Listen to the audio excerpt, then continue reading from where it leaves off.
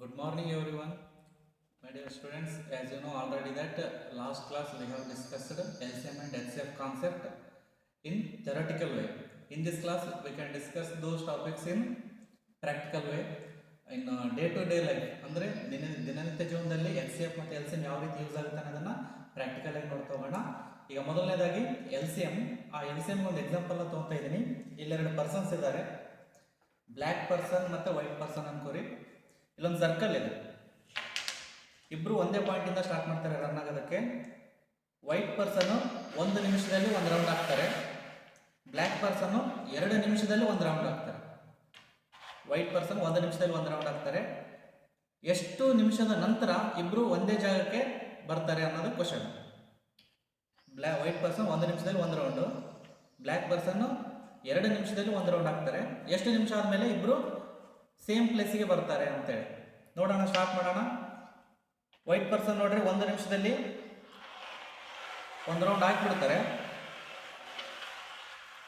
ನೋಡಿ, ಈಗ 1 ನಿಮಿಷ ಕಂಪ್ಲೀಟ್ ಆಯಿತು. ವೈಟ್ ಪರ್ಸನ್ 1 ನಿಮಿಷದಲ್ಲಿ ಒಂದು ರೌಂಡ್ ಹಾಕಿದ್ರು. ಬ್ಲ್ಯಾಕ್ ಪರ್ಸನ್ 2 ನಿಮಿಷ ಬೇಕು ಕಂಪ್ಲೀಟ್ ಆಗೋದಕ್ಕೆ, ಅದಕ್ಕೆ 1 ನಿಮಿಷದಲ್ಲಿ ಹಾಫ್ ಸರ್ಕಲ್ ಮಾತ್ರ ಕಂಪ್ಲೀಟ್ ಆಗಿದೆ.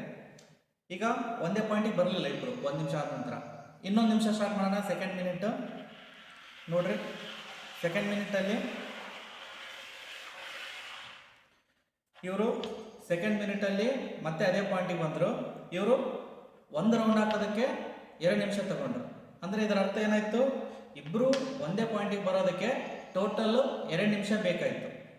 ಈ ಪರ್ಸನ್ನು 2 ನಿಮಿಷ ತಗೊಂಡ್ರು, ಈ ಪರ್ಸನ್ 1 ನಿಮಿಷ ತಗೊಂಡ್ರು, ಬಟ್ 2 ರೌಂಡ್ ಕಂಪ್ಲೀಟ್ ಮಾಡಿದ್ರು. ಬಟ್ ಸೇಮ್ ಪಾಯಿಂಟಿಗೆ ಬರೋದಕ್ಕೆ ಟೋಟಲ್ ಟೈಮ್ ಎಷ್ಟಾಯ್ತು ನಮ್ಮದು? 2 ನಿಮಿಷ. ಇದನ್ನು ನಾವು ಏನಂತ ಕರಿತಾ ಇದೀವಿ? LCM ಅಂತ ಕರಿತಾ ಇದ್ದೀವಿ. ಓಕೆ, ಈ LCMಗೆ ಇನ್ನೊಂದು ಎಕ್ಸಾಂಪಲ್ ಅಂತ ತಗೊತಾ ಇದ್ದೀನಿ ನಾನು ನಿಮಗೆ. ಇಲ್ಲಿ ನೋಡ್ಬೋದು, ABC bulbs turns on at every 2 seconds, 4 seconds and 8 seconds.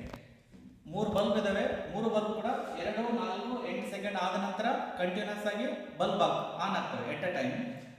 3 ಬಲ್ಬ್ನ ಒಂದೇ ಸಾರಿ ಸ್ಟಾರ್ಟ್ ಮಾಡಿದಾಗ ಯಾವಾಗ ಟರ್ನ್ ಆನ್ ಆಗ್ತವೆ, ಎಷ್ಟು ಸೆಕೆಂಡ್ ನಂತರ 3 ಬಲ್ಬ್ ಟರ್ನ್ ಆನ್ ಆಗ್ತವೆ ಅಂತೇಳಿ ಕ್ವಶನ್ ಬರುತ್ತೆ. ಅದನ್ನು ಯಾವ ರೀತಿ ನೋಡೋಣ? ABC ಬಲ್ಬ್ಸ್ ಇಲ್ಲಿ ಟೈಮ್ ಇದೆ 1 ಸೆಕೆಂಡ್, 2 ಸೆಕೆಂಡ್, 3 ಸೆಕೆಂಡ್ ಅಂತೇಳಿ ನೋಡ್ಬೋದು. ಎ ಬಲ್ಬು ಪ್ರತಿ 2 ಸೆಕೆಂಡಿಗೆ ಟರ್ನ್ ಆನ್ ಆಗ್ತಾ ಇದೆ, 2 ಸೆಕೆಂಡಿಗೆ ಟರ್ನ್ ಆನ್ ಆಗ್ತಾ ಇದೆ. ಬಿ ಬಲ್ಬ್ ನೋಡ್ಬೋದು ಪ್ರತಿ 4 ಸೆಕೆಂಡಿಗೆ ಒಂದ್ಸಾರಿ ಟರ್ನ್ ಆನ್ ಆಗುತ್ತೆ. ಸಿ ಬಲ್ಬು 8 ಸೆಕೆಂಡಿಗೆ ಟರ್ನ್ ಆನ್ ಆಗುತ್ತೆ. 1 2 3 4 5 6 7 8 ಟರ್ನ್ ಆನ್ ಆಯಿತು. 1 2 3 4 5 6 7 8 ಟರ್ನ್ ಆನ್ ಆಯಿತು. ಎಟ್ ಅ ಟೈಮ್ ಒಂದೇ ಸಾರಿ ಆನ್ ಮಾಡಿದಾಗ ಎಷ್ಟು ಸೆಕೆಂಡ್ ಆದ ನಂತರ 3 ಬಲ್ಬ್ ಟರ್ನ್ ಆನ್ ಆಗ್ತವೆ ನೋಡಿ. ಇಲ್ಲಿ ಎ ಟರ್ನ್ ಆನ್ ಇದೆ, ಇಲ್ಲಿ 2 ಟರ್ನ್ ಆನ್ ಇಲ್ಲ. ಇಲ್ಲಿ 2 ಟರ್ನ್ ಆನ್ ಇದೆ, ಬಟ್ ಸಿ ಟರ್ನ್ ಆನ್ ಇಲ್ಲ. ಅದೇ ರೀತಿ ಕೆಳಗಡೆ ಬಂದ ನೋಡ್ರಿ, ಈ ಪಾಯಿಂಟ್ ಅಲ್ಲಿ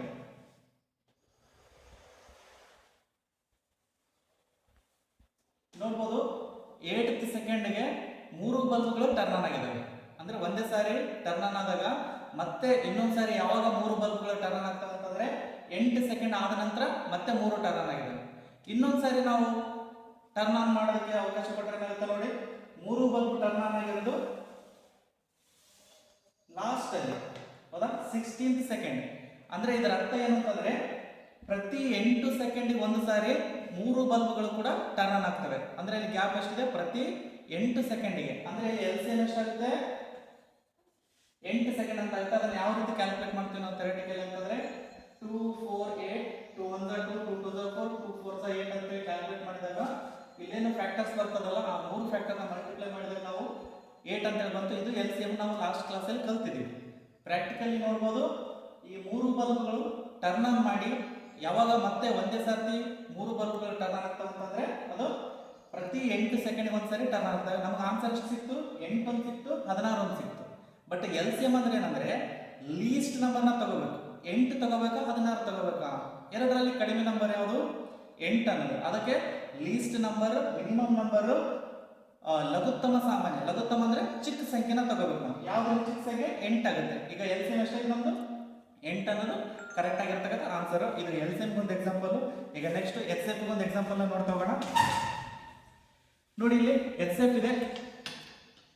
ಇಲ್ಲಿ ನಾವು ಏನ್ ಮಾಡೋಣ ಅಂದ್ರೆ 4 ಪೆನ್ಗಳಿದಾವೆ, ಅದೇ ರೀತಿ 2 ಕಾಯಿನ್ಸ್ ಇದಾವೆ, ಅದೇ ರೀತಿ ಇಲ್ಲಿ 6 ಚಾಕ್ಲೇಟ್ಗಳಿದ್ದಾವೆ. ಈ 3 ಗುಂಪುಗಳಿದ್ದಾವೆ, 3 ವಸ್ತುಗಳಿದ್ದಾವೆ. ಈ 3 ವಸ್ತುಗಳನ್ನ ಎಷ್ಟು ಜನರಿಗೆ ಸಮನಾಗಿ ಹಂಚೋದಕ್ಕೆ ಸಾಧ್ಯ ಆಗುತ್ತೆ? ಇದು ಕ್ವಶನ್. 3 ವಸ್ತುಗಳಿದ್ದಾವೆ, ಎಷ್ಟು ಜನರಿಗೆ ಸಮನಾಗಿ ಹಂಚಬೇಕು? 3 ವಸ್ತುಗಳು ಸಮನಾಗಿ ಹಂಚಿಕೆ ಆಗಿರಬೇಕು. ಎಷ್ಟು ಗುಂಪುಗಳನ್ನು ಮಾಡ್ಬೋದು? ಇಲ್ಲಿ ನೋಡ್ಬೋದು 6, 4, 2 ವಸ್ತುಗಳಿದ್ದಾವೆ. ಎಷ್ಟು ಗುಂಪನ್ನ ಮಾಡ್ಬೋದು? ಎಲ್ಲ ಗುಂಪುಗಳಲ್ಲಿ ಸಮನಾಗಿ ಹಂಚಿಕೆ ಆಗಿರಬೇಕು. ಇಲ್ಲಿ ನೋಡಿ 4 ಗುಂಪುಗಳನ್ನು ಮಾಡೋದಕ್ಕೆ ಸಾಧ್ಯ ಆಗೋದಿಲ್ಲ. 4 ಗುಂಪುಗಳನ್ನು ಮಾಡಿದರೆ ಇಲ್ಲಿ 4 ಇಲ್ಲ ಕಾಯಿನ್ ಡಿಸ್ಟ್ರಿಬ್ಯೂಟ್ ಮಾಡೋದಕ್ಕೆ, ಹಂಚೋದಕ್ಕೆ. ಅದಕ್ಕೆ 4 ಗುಂಪು ಮಾಡೋದಕ್ಕೆ ಸಾಧ್ಯ ಆಗೋದಿಲ್ಲ.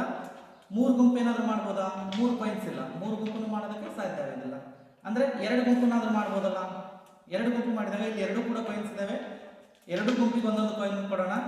2 ಪೆನ್ನುಗಳಿದ್ದಾವೆ, 2 ಪೆನ್ನನ್ನು ಮತ್ತೆ 2 ಗುಂಪುಗಳನ್ನು ಕೊಡೋಣ. ಈಗ ಇಲ್ಲಿ 6 ಚಾಕ್ಲೇಟ್ ಇದ್ದಾವೆ. ಈ ಗುಂಪಿಗೆ 3 ಚಾಕ್ಲೇಟ್, ಈ ಗುಂಪಿಗೆ 3 ಚಾಕ್ಲೇಟ್ನ ಕೊಡ್ಬೋದು ನಾವು. ಇವಾಗ ಏನಾಯ್ತು ನೋಡಿ, ಇಲ್ಲಿ ಎಲ್ಲ ಗುಂಪುಗಳಲ್ಲಿ 3 ಚಾಕ್ಲೇಟ್, ಒಂದೊಂದು ಕಾಯಿನ್, 2 ಪೆನ್ನುಗಳಿದ್ದು ಈಕ್ವಲ್ ಆಗಿ ಡಿಸ್ಟ್ರಿಬ್ಯೂಟ್ ಆಗಿದೆ, ಸಮನಾಗಿ ಹಂಚಿಕೆ ಆಗಿದೆ. ಇದನ್ನ ನಾವೇನಂತ ಕರಿತೀವಿ ಅಂದ್ರೆ HCF ಅಂತೇಳಿ. ಯಾವ್ದಾವ್ದ್ರದ್ದು HCF ಎಷ್ಟಿದ್ವು ನಮ್ಮ ಹತ್ರ? 4 ಪೆನ್ ಇದ್ವು, 6 ಚಾಕ್ಲೇಟ್ಸ್ ಇದ್ವು, ಮತ್ತೆ 2 ಕಾಯಿನ್ಸ್ ಇದ್ವು. ಈ 3 ಸಂಖ್ಯೆಯ HCF ಎಷ್ಟಾಗುತ್ತೆ ನಮ್ದು? ಎಷ್ಟಾಗುತ್ತೆ ಅಂತಂದ್ರೆ ಎಷ್ಟು ಗುಂಪುಗಳನ್ನು ಮಾಡೋದಕ್ಕೆ ಸಾಧ್ಯ ಇತ್ತು? 2 ಗುಂಪುಗಳನ್ನು ಮಾತ್ರ ಮಾಡೋದಕ್ಕೆ ಸಾಧ್ಯ ಇತ್ತು. ಇದನ್ನ ನಾವೇನಂತ ಕರಿತೀವಿ? HCF ಅಂತ ಕರಿತಿದ್ದೀವಿ. ಸಪೋಸ್ ಇದನ್ನ ನಾವು ಇನ್ನೊಂದು ಎಕ್ಸಾಂಪಲ್ ಕೂಡ ತಗೊಂತ ಹೋಗೋಣ. ಓಕೆ, ಇಲ್ಲಿ 3 ಪೆನ್ನುಗಳಂತ ಹೇಳಿ ತಗೋಬಹುದು, ಮತ್ತೆ 2 ಕಾಯಿನ್ಸ್ ಅಂತ ಹೇಳಿ ತಗೋಬಹುದು. ಇದನ್ನ ಎಷ್ಟು ಗುಂಪನ್ನಾಗಿ ಹಂಚಿಕೆ ಮಾಡಬಹುದು ನೋಡಿ. ಇಲ್ಲಿ 2 ಗುಂಪನ್ನ ಮಾಡಿದೀವಿ. ಈ ಪೆನ್ನನ್ನ 2 ಗುಂಪಿಗೆ ಒಂದೊಂದು ಕೊಡ್ತೇವೆ, ಬಟ್ ಇದು ಎಕ್ಸ್ಟ್ರಾ ಉಳಿತದೆ. ಈಗ ನಾವು ಸಮನಾಗಿ ಹಂಚಿಕೆ ಮಾಡೋಕ್ಕೆ ಸಾಧ್ಯ ಆಗಲಿಲ್ಲ. ಆಗ ಏನು ಮಾಡೋದು? ಸಮನಾಗಿ ಹಂಚಿಕೆ ಮಾಡೋಕ್ಕಾಗಿಲ್ಲ ಅಂದರೆ 2ಕ್ಕಿಂತ ಚಿಕ್ಕದಾಗಿರ್ತಕ್ಕಂಥ ಗುಂಪು ಯಾವುದು? ಒಂದೇ ಗುಂಪು. ಒಂದೇ ಗುಂಪನ್ನು ಮಾಡೋಣ. ಆ ಒಂದು ಗುಂಪಿಗೆ ಎಲ್ಲದನ್ನು ಕೊಟ್ಬಿಡೋಣ. ಇವಾಗ ಏನಾಗುತ್ತೆ? ನಮ್ಮದೇ ಗುಂಪು ಎಷ್ಟು ಬಂತು? ಒಂದೇ ಒಂದು ಗುಂಪು ಬಂತು. ಅಂದರೆ HCF ಎಷ್ಟೈತೆ? ಇಲ್ಲಿ 1 ಆಯಿತು. ಆ 1 ಅಂದ್ರೆ ಏನು? HCF ಯಾವುದ್ರದ್ದು? ಮಹತ್ತಮ ಸಾಮಾನ್ಯ ಅಪವರ್ತೆ. 2 ಕಾಯಿನ್ಸ್ ಇತ್ತು, 3 ಪೆನ್ಸ್ ಇತ್ತು. ಆ 2 ಕಾಯಿನ್ಸ್, 3 ಪೆನ್ಸ್, ಈ ಎರಡರದ್ದು HCF ಎಷ್ಟಾಗುತ್ತೆ? ನಮಗೆ ಆನ್ಸರು 1 ಬಂತು. ಯಾಕಂದ್ರೆ ಈ ವಸ್ತುಗಳನ್ನ ಸಮನಾಗಿ ಹಂಚಿಕೆ ಮಾಡೋದಕ್ಕೆ ಸಾಧ್ಯ ಆಗಲಿಲ್ಲ. ಅದು ಸಾಧ್ಯ ಆದರೆ ಒಂದೇ ಒಂದು ಗುಂಪು. ಆ 1 ಅನ್ನೋದನ್ನೇ HCF ಅಂತ ಕನ್ಸಿಡರ್ ಮಾಡಿದ್ದೀವಿ. ಇದು ಮಹತ್ತಮ ಸಾಮಾನ್ಯ ಅಪವರ್ತಕ್ಕೆ ಒಂದು ರಿಯಲ್ ಲೈಫ್ ಒಂದು ಎಕ್ಸಾಂಪಲ್. ಇದನ್ನ ನಾವು ಇನ್ನೊಂದು ಎಕ್ಸಾಂಪಲ್ ಪ್ರಕಾರ ಕೂಡ ತಗೊಂತ ಹೋಗೋಣ. ಇಲ್ಲಿ ಬೋರ್ಡಲ್ಲಿ ಎಕ್ಸ್ಪ್ಲೇನ್ ಮಾಡೋದನ್ನು ನೋಡ್ಬೋದು. HCF 2, 4, 8 3 ಸಂಖ್ಯೆಗಳಿದ್ದಾವೆ. ಆ 3 ಸಂಖ್ಯೆಗಳನ್ನ ಭಾಗಿಸ್ತಕ್ಕಂಥ ಅತಿ ದೊಡ್ಡ ಸಂಖ್ಯೆ ಯಾವುದು ಅಂತ ಕೇಳಿದ್ರೆ, 3 ಸಂಖ್ಯೆಗಳನ್ನ ಭಾಗಿಸ್ತಕ್ಕಂಥ ಅತಿ ದೊಡ್ಡ ಸಂಖ್ಯೆ ಯಾವುದು ಅಂತ ಕೇಳಿದ್ರೆ ಯಾವ ರೀತಿ ಮಾಡೋಣ? ಇಲ್ಲಿ ನೋಡ್ರಿ, 2ನ್ನ ಭಾಗಿಸ್ತಕ್ಕಂಥ ಸಂಖ್ಯೆಗಳು ಯಾವುದು? 2 ಮತ್ತು 1. 2 is divisible by 2 and 1. 4ನ್ನ ಭಾಗಿಸ್ತಕ್ಕಂಥ ಸಂಖ್ಯೆಗಳು ಯಾವುದು? 4ರಿಂದನೂ ಭಾಗ ಆಗುತ್ತೆ, 2ರಿಂದನೂ ಭಾಗ ಆಗುತ್ತೆ, 1ರಿಂದನೂ ಭಾಗ ಆಗುತ್ತೆ. Similarly 8 is also divisible by 8, 4, 2 and 1. ಈ 4 ಸಂಖ್ಯೆಗಳಿಂದ 8 ಅನ್ನೋದು ಡಿವೈಡ್ ಆಗುತ್ತೆ. ಈಗ ನಾವು ಯಾವುದನ್ನ ಚೂಸ್ ಮಾಡಬೇಕು? ಈ 3 ಸಂಖ್ಯೆಗಳು ಡಿವೈಡ್ ಆಗ್ತಕ್ಕಂಥದ್ದು ನಂಬರ್ ಯಾವುದು? ನೋಡಿ, 1, 1, 1 ಬಂದಿದೆ. ಓಕೆನಾ? ಈ 1 ಅನ್ನೋದು 3 ಸಂಖ್ಯೆನೂ ಭಾಗಿಸ್ತಾ ಇದೆ, ಕರೆಕ್ಟ್. ಮತ್ತೆ ಇಲ್ಲಿ ನೋಡ್ಬೋದು 2, 2, 2 3 ಕಡೆನೂ 2 ಇದೆ. ಅಂದ್ರೆ 2 is also divides the given number. ಎರಡನ್ನೂ ಕೂಡ ಆ 3 ಸಂಖ್ಯೆಗಳನ್ನು ಭಾಗಿಸ್ತಾ ಇದೆ. ಈ 2 ಆನ್ಸರ್ಗಳಲ್ಲಿ ನಾವು ಯಾವುದನ್ನ ಸೆಲೆಕ್ಟ್ ಮಾಡ್ಕೋಬೇಕು? ಮಹತ್ತಮ ಅಂದ್ರೆ ದೊಡ್ಡ ಸಂಖ್ಯೆ, HCF ಹೈಯೆಸ್ಟ್ ಕಾಮನ್ ಫ್ಯಾಕ್ಟರ್, ದೊಡ್ಡ ಸಂಖ್ಯೆನ ಸೆಲೆಕ್ಟ್ ಮಾಡ್ಕೋಬೇಕು. ಇದರ ಎರಡರಲ್ಲಿ ದೊಡ್ಡದು ಯಾವುದು? 2. ಹಾಗಾಗಿ HCF ಎಷ್ಟು ಬರುತ್ತೆ? 2 ಅನ್ನು ಬರುತ್ತೆ ನೋಡಿ. ಇಲ್ಲಿ ಆಲ್ರೆಡಿ ನಾವು ಪ್ರೀವಿಯಸ್ ಕ್ಲಾಸ್ ಅಲ್ಲಿ ನೋಡಿದೀವಿ. 2 1 2, 2 2 4, 2 4 8. ಇಲ್ಲಿ ಯಾವುದೋ ಸಂಖ್ಯೆನೂ ಒಂದೇ ಮಗ್ಗಿಯಲ್ಲಿ ಬರೋದಿಲ್ಲ. ಇಲ್ಲಿಗೆ ಲಾಸ್ಟ್ HCF ಎಷ್ಟು? 2 ಆನ್ಸರ್. ಇದು HCF. HCF ಅಲ್ಲಿ ಹೈಯೆಸ್ಟ್ ನಂಬರ್ ಅನ್ನು ತಗೊಂತೀವಿ ನಾವು, ಬಟ್ LCM ಅಲ್ಲಿ ಏನ್ ಮಾಡಿದೀವಿ ನಾವು? ಲೋಯೆಸ್ಟ್ ನಂಬರ್ ತಗೊಂತಿದೀವಿ. ಇಲ್ಲಿ ನೋಡಿ ಆಪ್ಷನ್ಸ್ 2 ಇದಾವೆ, 8 ಮತ್ತೆ 16. 2 ಆಪ್ಷನ್ಸ್ ಇದಾವೆ. ಈ ಎರಡರಲ್ಲಿ ನಾವು ಯಾವುದನ್ನ ಸೆಲೆಕ್ಟ್ ಮಾಡ್ಕೋಬೇಕು? ಲೀಸ್ಟ್ ನಂಬರ್, ಚಿಕ್ಕ ಸಂಖ್ಯೆನ ತಗೋಬೇಕು. HCF ಅಂತಂದ್ರೇನು? ಇಲ್ಲಿ ಕೂಡ 2 ಆನ್ಸರ್ ಬಂದಿದ್ದಾವೆ. ಅದೆರಡರಲ್ಲಿ ಹೈಯೆಸ್ಟ್ ನಂಬರ್ನ ತಗೋಬೇಕಾಗುತ್ತೆ. ಒಂದು ಕೀ ಪಾಯಿಂಟ್ ಇಲ್ಲಿ ಬರೆದಿದ್ದೀನಿ, ಯಾವ ರೀತಿ ನಾವು ಅರ್ಥ ಮಾಡ್ಕೋಬೇಕು ಡಿಫರೆನ್ಸ್ ಅನ್ನ. HCF ಅಂತಂದ್ರೆ ಕ್ವಶನ್ ಅಲ್ಲಿ ಗ್ರೇಟೆಸ್ಟ್, ಹೈಯೆಸ್ಟ್, ಲಾರ್ಜೆಸ್ಟ್, ಮ್ಯಾಕ್ಸಿಮಮ್ ಈ ತರ ಕಂಡುಹಿಡಿಯಿರಿ ಅಂತೇಳಿ ಕೊಡ್ತಾರೆ ಕ್ವಶನ್ ಅಲ್ಲಿ. ಆ ತರ ಇದ್ದಾಗ ನಾವು HCF ಮಹತ್ತಮ ಸಾಮಾನ್ಯ ವರ್ಗವನ್ನು ಕಂಡುಹಿಡಿಯಬೇಕು. LCM ಅಂತಂದ್ರೆ least, minimum, shortest, simultaneously at the same time, ಒಂದೇ ಸಮಯದಲ್ಲಿ ಈ ತರ ಕೊಡ್ತಿರ್ತಾರೆ. ಚಿಕ್ಕ ಸಂಖ್ಯೆ ಕಂಡುಹಿಡಿಯಿರಿ ಅಂತ ಹೇಳ್ತಿರ್ತಾರೆ.